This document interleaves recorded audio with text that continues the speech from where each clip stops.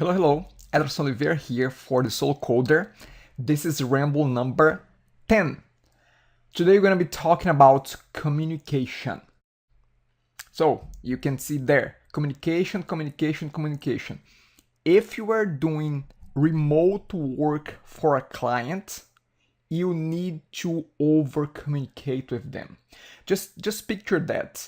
You might be used to work on an office that you can see your employer, you can see people around you, you can see who you're delivering that to. You may be having face-to-face meeting with clients, and maybe now you decide to give it a shot on the online working, on the online freelancing, on platforms that I have mentioned before.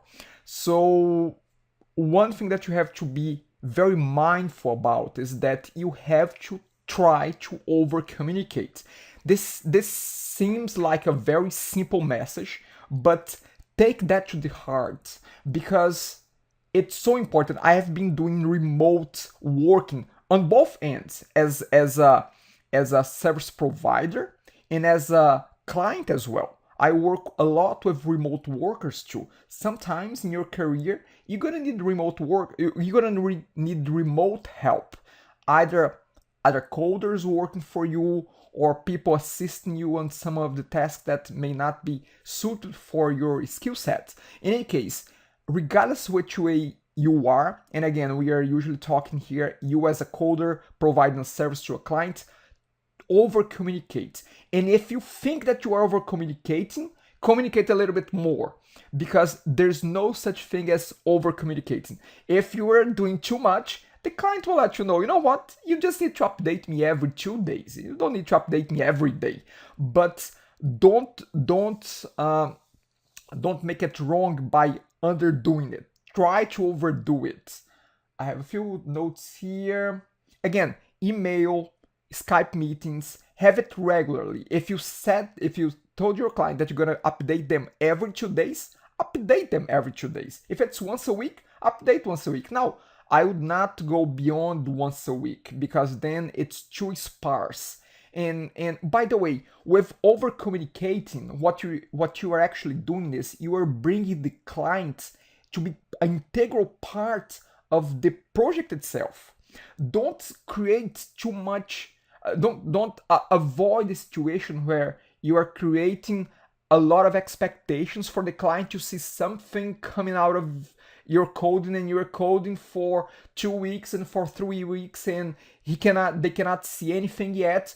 Don't create that kind of anxiety in the client, because again, you're building up their expectations, and hey, maybe they'll get disappointed with. Again, I'm not judging here. I'm just saying that try to deliver often. And again, I'm not gonna go into agile and things like that, but try to deliver often. Try to again, not only communicate, but make the client be part of the delivery, engage the client. Don't create too much expectations and hey, maybe set them up for a disappointment. What else here? Problems. Communicate problems early on.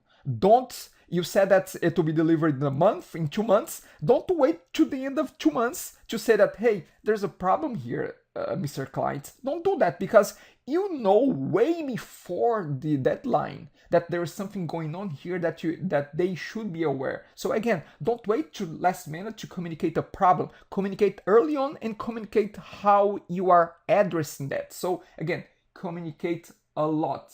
I think that's it. Yes, this is end of ramble number 10. Question: how frequently do you communicate with your clients? Maybe on your full-time gig, maybe on your part-time solo coder, maybe on a full-time solo coder. So how frequently do you communicate? Again, great shout out to the Slack group. Really engaging there, and you're gonna see, actually you see right there the website, thesolocoder.com. Go there, sign up, and let's have a conversation. Again, how frequently do you communicate with your clients? That's it.